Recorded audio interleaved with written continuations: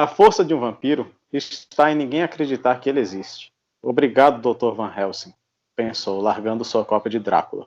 Sentou-se olhando para a estante, ouvindo o segundo concerto para piano de Brahms, um uísque na mão direita e um cigarro nos lábios. E isso era verdade.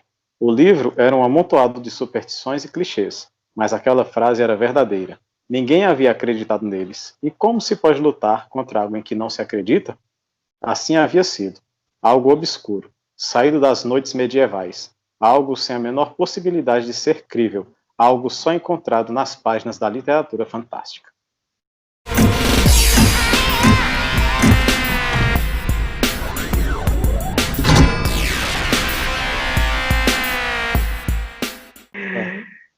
Bem-vindo a mais um Quixotada Nerd, seu programa de literatura nerd. Depois de um vácuo aí de quase um ano, estamos de volta em grande estilo. Vamos falar sobre um livro que fala sobre isolamento social, sobre uma praga que se abateu sobre o mundo, o fim do mundo, apocalipse e tudo mais. Eu sou a lenda do Richard Matheson, I Am Legend, que é um romance curto ou um conto longo, né? Aqui no Brasil a gente poderia classificar também como uma novela, mas que é incrível esse texto, é muito bom esse livro, um livro publicado em 1954, e aí ainda fazendo barulho.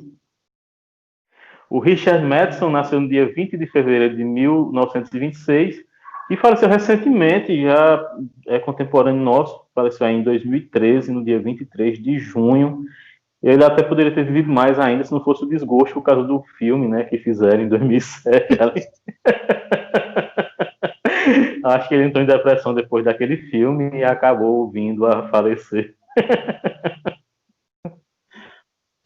Não, se ele fosse um autor um pouco mais perspicaz, ele teria escrito Eu Sou a Lenda, versão não filmável, né? Uma versão 2 aí. Só para falar mal do filme. Seria o cara falando de como os filmes estragam as obras literárias. Só que assim, o filme é assim, interessante. O filme não é ruim, né? Como filme. Não, eu gosto do filme, eu tenho o DVD duplo com mas final alternativo. Não tem nada a ver com o livro, né? Praticamente nada a ver, a não ser o personagem principal, ele tem um laboratório em casa, está pesquisando ali a cura para a doença. A gente já está entrando aí no enredo do livro. Mas o contexto geral do filme é bem diferente, assim, não um contexto, mas a narrativa que a gente vê no filme, que é mais como se fosse um thriller de ação, em que o herói tenta lutar contra os monstros, e no filme, acho que, pelo que eu lembro, faz muito tempo que eu não assisto, né? Pelo que eu lembro, a gente não fica claro que são vampiros, né? Acontece no filme parece mais zumbis, né? Parece até mais The Walking Dead do que... Uma espécie de zumbi, exatamente. Uhum. Apesar deles morrerem no sol, né? Se a gente fosse falar das diferenças entre o filme e o livro, a gente ia passar aí umas 4 ou 5 horas dizendo, né? Então, é suficiente a gente dizer que as principais cenas do filme não acontecem no livro e as principais cenas do livro não acontecem no filme. Pronto, você já sabe. E, basicamente, os personagens também são totalmente diferentes, né? Isso aí é uma coisa... vamos para o livro, né? Que mostra a história de Robert Neville, né? Um cidadão que está em sua residência, a gente vai conhecendo o que aconteceu na sociedade onde ele vive. Ele tem um laboratório onde ele faz pesquisas, ele está tentando descobrir uma cura para uma doença que tirou a esposa e a filha dele, e a gente vai começando a entender o que acontece. Ele só pode sair de casa durante o dia, antes do anoitecer ele tem que estar de volta, senão ele vai ser pego por essas criaturas, que depois a gente vai ver que são vampiros, ele mesmo coloca como vampiros, né? E a gente vai acompanhando essa história dele. O livro leva mais ou menos 3 anos de história na vida do Robert Neville. E, assim, a primeira diferença que a gente pode ver entre livro e filme é que tem alguns desses seres que são conscientes, que ficam falando com ele, inclusive. Né? Todas as noites esses seres vão bater na porta da casa dele. No livro não é citado isso, mas eu imagino que tem alguma coisa a ver com o fato dos vampiros só poderem entrar se você convidar, né? Então, como ele não convida, ninguém entra na casa. Na verdade, é mais porque ele transformou uma espécie de bunker, né? A casa dele. E aí ficam lá de fora, e a gente tem isso que os vampiros ficam... Um amigo dele, né, de trabalho, que também Ben está Cortman. vampirizado. O Ben Cortman, não sei se seria o termo vampirizado, né? Mas ele está acometido pela doença e fica chamando ele, vem, Neville, vem aqui para fora. E as vampiras que fazem parte do grupo ficam se insinuando, né, mostrando seus corpos para ele, para ver se atrai do lado de fora da casa. A gente tem, Eu achei assim... interessante demais essa questão também da tensão sexual, né? Que a história dos vampiros, desde o início, é muito também atrelada a essa questão da tensão sexual, né? E então as vampiras ficam lá para striptease, né? Para tentar atraí-lo. E ele realmente se sente atraído, né? Isso vem desde a tradição ali do Drácula, né? Tem as vampiras, né? No castelo do Drácula, que seduzem o personagem principal. Então, existe essa tensão sexual no livro que eu acho bem interessante, né? Manter isso na tradição vampiresca. E aí ele fica nessa questão, vou, não vou... Aí chega até um momento no livro que ele fala mais sobre o celibato dele ali, que ele já não tem mais, vamos dizer assim, vigor sexual, né, na história. Ele tá já Isso satisfeito já, com... inclusive quando ele encontra uma mulher, né? Ele finalmente encontra uma mulher viva, né? Caminhando na luz do dia. Leva a força para casa, mas não é para nenhuma questão sexual, é mais para uma questão de ter uma companhia ali, né? E ele acha que ele está protegendo ela, né? Tem isso lá também. Porque antes de encontrar essa mulher, ele encontra um cachorro, diferente do filme que já começa, acho que é com o cachorro, né? Cuidando de tudo mais. No filme é um cachorro que tinha dado para a filha dele, né? É um cachorro que ele já tem um afeto e tudo mais, né? Já tem uma relação afetuosa com aquele animal. No livro ele encontra esse cachorro depois de muito tempo, sem encontrar um ser vivo que não estava acometido pela doença. Ele encontra esse cachorro, o cachorro não quer de maneira alguma estar perto dele. Ele entende que até pela maneira como ele está, né, o Robert Neville entende que como ele está se apresentando quase como um animal, né, um bicho, assim, o modo dele falar, tanto tempo que ele não conversa com ninguém, dele agir meio brusco, assusta o animal, e ele acaba conseguindo levar o cachorro para casa só para deixar a gente meio triste. Né, colocando comida para ele, água, tentando atrair, né? Confiança, né? Ganha a confiança do cachorro, só que ele estraga toda essa confiança arrastando para dentro de casa, obrigando o cachorro a vir, né? O cachorro não queria. E assim, claro, o cachorro acaba morrendo, né? Próximo dele, só para ele ficar mais triste e deprimido do que já estava, depois desse tempo todo, tudo que aconteceu com ele. Ele vai descobrindo, né, no decorrer do livro, algumas situações referentes aos vampiros. Uma delas é a questão do alho, e aí a gente vai para o lado ficção científica, né, do livro. O livro pode ser considerado uma ficção científica também com um pouco o que eu gostei muito também foi isso, né? É que ele é de vampiros, mas é uma ficção científica. A gente pode dizer que é um livro realístico sobre vampiros, né? Porque ele meio que vai estudando a ciência por trás, né? O que é que causa o vampirismo, né? Ele descobre um bacilo, que seria a causa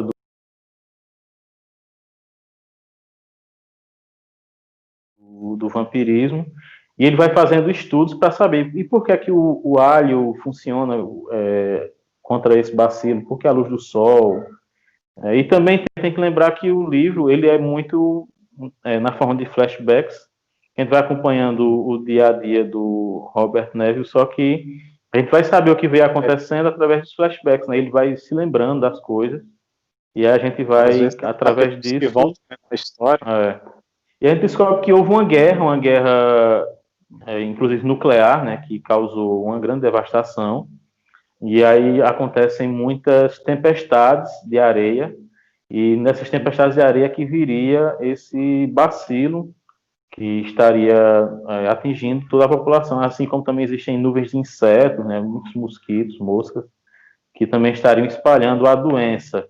Então, é esse aspecto mais de ficção científica que o Drácula já tinha, né? O Drácula, apesar de não tentar explicar os vampiros de forma científica, mas ele tem muito desse apego também a mostrar descobertas modernas, né? O gramofone, usar a modernidade, né, daquela época dentro da narrativa, né?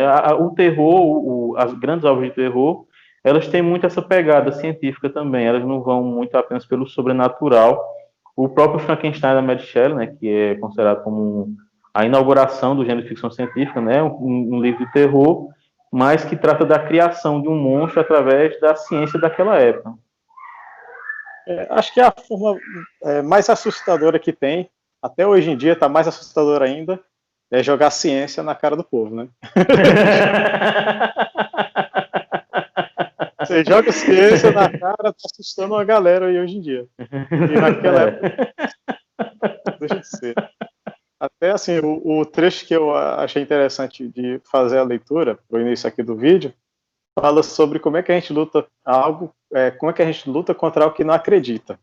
Uhum. Até agora a gente já está de março para outubro, ali seus 8 meses, né, praticamente aí de pandemia. Isso, pandemia já no Brasil, no Brasil, né? De março. De fora já começou no final de 2019, né? E a gente já está indo nesses 8 meses e tem gente ainda que não acredita, né? Pandemia. Então, como é que a gente luta contra algo em que não se acredita? É um questionamento bem pertinente, né, para os dias de hoje. Então, voltando para esse lado científico, você falou o bacilo, né? E o bacilo, ele descobre que esse bacilo, quando ele está em contato com o corpo, ele usa as suas perninhas ali, não vou lembrar agora como é que chama, né? Qual é o termo científico, mas ele consegue, né, entrar e utilizar aquele corpo. Quando ele sai, ele se fecha num esporo, que assim ele se protege, né, para poder se espalhar. E com as tempestades de areia, ele acaba se espalhando e atingindo populações em grandes áreas. Tanto que a gente, até onde se sabe, o único que não foi acometido pela doença é o Robert Neville, né? Até ele encontrar a Ruth, que ele encontra na rua a Ruth e acaba levando para dentro de casa. E aí vem o plot twist, né? Do grande plot twist do livro, que é quando a gente diz que a Ruth, na verdade, ela tem a doença, mas não tem nada que aparente a não ser o problema que ela tem com o alho. Quando ele esfrega alho na cara dela, de uma forma assim bem puta, né? Que ele trata assim, né, de uma forma bem cruel até. Ele arrasta a mulher para dentro de casa e para testar, antes ele, sei lá, para testar se ela é vampiro, né? Ele mete o alho na cara dela, ela começa a vomitar e passar mal. E aí deixa ela dormir um pouco, né? Aí depois, quando ele acorda ela de repente, bruscamente, e acorda botando o alho na cara dela. Né? E ela tava com a cruz, né, no pescoço. Isso, tem a questão do crucifixo, né? A gente tem nas histórias de vampiro, normalmente o que os vampiros evitam cruzes, isso está no livro, e aí ele vai mostrar a cruz, o que significa tanto de cruz? Ela própria tem um crucifixo, e é um questionamento do livro. Quando ele chega no momento, não, mas a cruz não tem nada a ver, na verdade, com o bacilo, com o que ele causa, né? Tem mais a ver com o ser humano que está acometido da doença. Então, por exemplo, para um cristão ver a cruz, psicológico, é isso que influencia. Então, ver a cruz para um cristão, aí ele fica muito mais abalado com aquilo, e tenta fugir, porque ele tá vendo ali o seu pecado, né? Ele vê a cruz, está vendo o seu pecado, e tem aquilo entronizado na sua mente, fugindo. Mas aí ele fala que tem um vampiro que ele mostra a cruz e não acontece nada. Alguma coisa que eu achei que ele poderia ter usado é a questão da água, né? Que ele fica também pensando, a água também deve ser uma superstição, algo psicológico. Só que existe, por exemplo, o vírus da raiva que causa a hidrofobia, né? Talvez tivesse uma relação, né? Ele tem isso, né? É porque para vampiro tem que ser água benta e ele não sabia benzer. E agora nós vamos para o alerta de spoiler. Então, quem não quiser saber aí o final do livro, dá uma pulada aí. A gente vai falar agora sobre o final, que é justamente o que explica o título Eu Sou a Lenda, né? Por que é que ele é a lenda? Então, explica aí, André, pra gente. Por que é que ele é a lenda? Ele é a lenda porque ele era um famoso guitarrista de uma banda de rock, Robert Neville. Não era isso, né? Então, vamos lá. Voltando ao livro, sério agora. O que acontece? A Ruth, que é a mulher que ele leva para dentro de casa, que tem todos os traços de uma pessoa normal, até a gente pode fazer um paralelo com o filme, quando ele encontra a Alice Braga no filme, eu não lembro qual era o nome da personagem dela, com o filho, seria uma pessoa normal realmente no filme. No livro, o que acontece? Ele leva ela para casa, começa a se relacionar, faz ele nutre um apego com a Ruth, e ele quer testá-la. Ele descobre como testar, né? Depois que ele descobriu o bacilo, ele consegue tirar o sangue dela, fazer o teste para ver se tem o bacilo no sangue e saber se ela está contaminada ou não. Só que ele quer testar a partir de um certo momento, antes, quando assim que ele rapta, foi um rapto, né, da Ruth para casa, ele queria testá-la, porque se ele descobrisse que ela tinha um bacilo, ele ia matar, utilizando uma estaca de madeira, que era a forma que ele usava para matar os vampiros. Não está errado, né? Usar uma estaca de madeira para matar vampiros, está correto. Cientificamente correto. E aí, só que ele está desenvolvendo esse afeto com a Ruth, e aí ele acaba prometendo para ela, não, se eu descobrir que você está doente, eu vou arrumar um jeito de te curar. Eu prometo que vou arrumar um jeito de te curar. Porque ele entende que se ela não demonstra nenhum sintoma, se ela está contaminada é porque a doença ainda não desenvolveu. Isso pelo menos fica implícito, né, no que a gente vai lendo do decorrer dos dias que ele passa com a Ruth. Só que quando ele finalmente vai fazer o teste, a gente percebe que a Ruth muda de humor. Assim, claro, no início ela já não estava gostando dele, de ter sido raptada, estava evitando ao máximo. Depois ela se apega e tudo mais também. Só que aí quando ele vai testar finalmente, ela bate na cabeça dele, deixa ele desmaiado e foge. Vai embora. Quando ele acorda, ele verifica que ela realmente estava contaminada.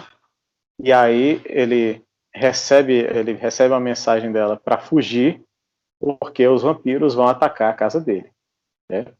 E aí os vampiros acabam atacando, ele invadindo a casa, ele toma um tiro, fica desacordado, e aí quando ele acorda, ele já está no local dos vampiros, a Ruth vai lá atrás dele, encontra ele, explica para ele tudo o que aconteceu, que ela está contaminada, que ele é o último da espécie dele, e aí vem a questão da solidão, né? Ele se sente, assim, no livro fala isso, ele sente todo o peso da solidão naquela situação, ele é o último da raça dele, e ela fala que ele vai ser executado, porque os vampiros querem executá-lo, e ele entende a questão dele ser executado pelos vampiros, porque é como se fossem seres humanos executando um vampiro.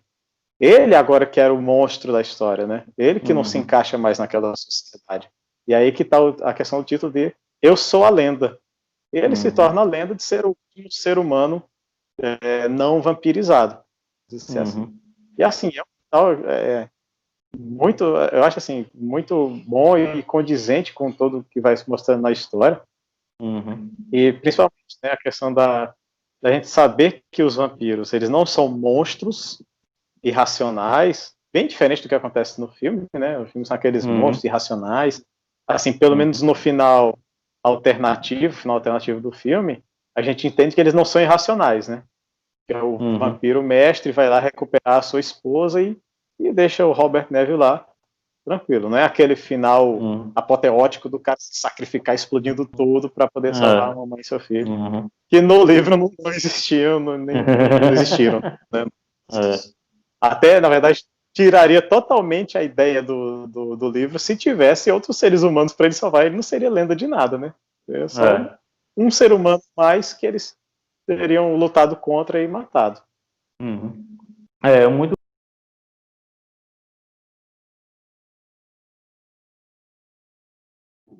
foda esse final, porque ele mostra que uma doença pode, no caso, gerar uma nova espécie humana, né? E aí, de repente, aqueles seres humanos que não tenham essa doença é que seriam considerados os impuros, né? Assim, se criou uma sociedade, né, de vampiros. E é aquele cara que tá ali, e assim, não só isso, né, ele além de não ter pego a doença, ele saía durante o dia e matava os vampiros que estavam escondidos durante o dia para evitar a luz do sol. Ele saía nas casas, encontrava os vampiros e matava eles.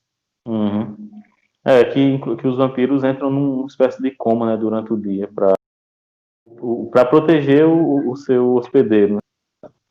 Então é isso. Nos vemos futuramente em mais um Quixotada Nerd, talvez em menos de 8 meses. Vamos, agora que a gente descobriu que dá para fazer as coisas online, vamos ver se a gente faz menos espaçado, né? Agora que inventaram esse negócio de internet aí, e ligação à distância, é fácil. Né? Precisa estar junto na mesma sala. Se você gostou do vídeo, não esqueça de curtir, comentar, compartilhar. A gente se vê no próximo Quixotada Nerd, seu programa de literatura nerd. Até mais.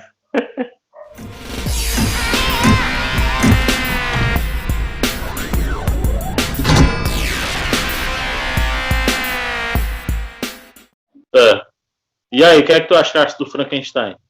Do Frankenstein? Sim. Que Frankenstein? O vídeo que tu gravou essa semana?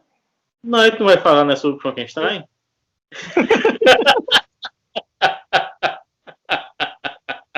Não, o Frankenstein é gente boa, pô.